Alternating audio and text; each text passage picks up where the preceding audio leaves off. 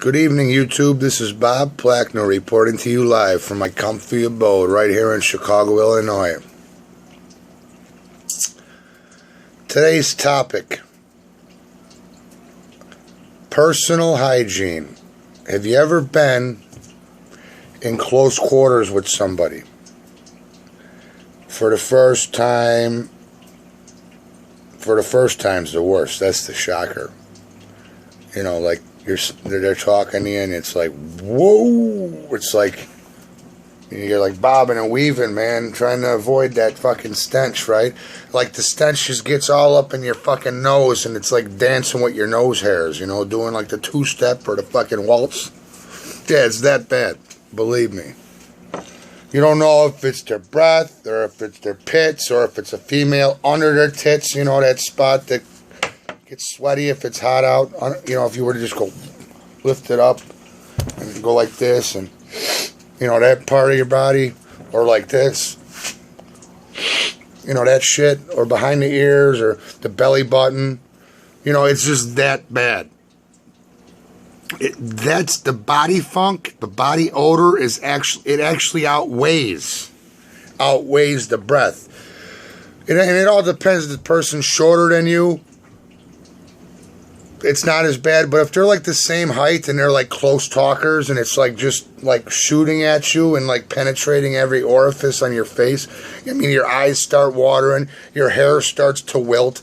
I mean, if you spent time in the morning combing your hair, after you got done talking to this person, your hair would have a totally different style. Like, it would, like, comb itself the other way, like, trying to get away from the whole fucking catastrophe.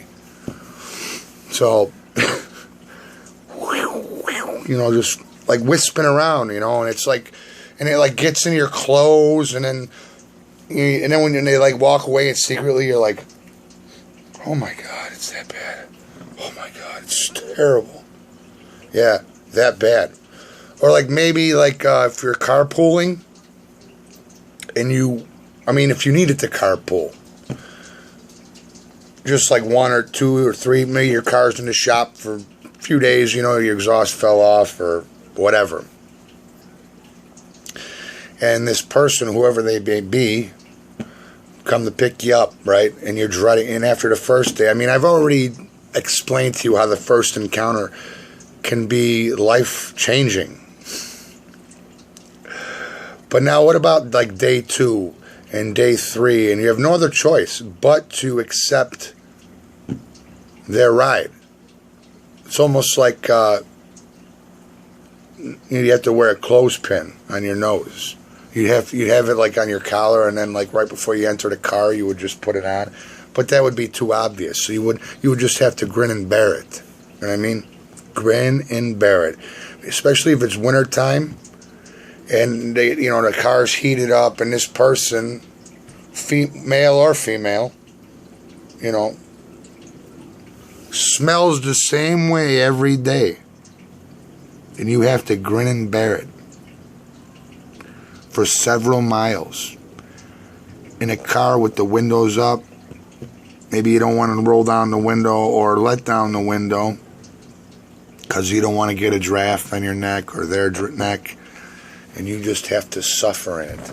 You have to lay in it. You have to absorb it. It absorbs into you, and after a while you become it.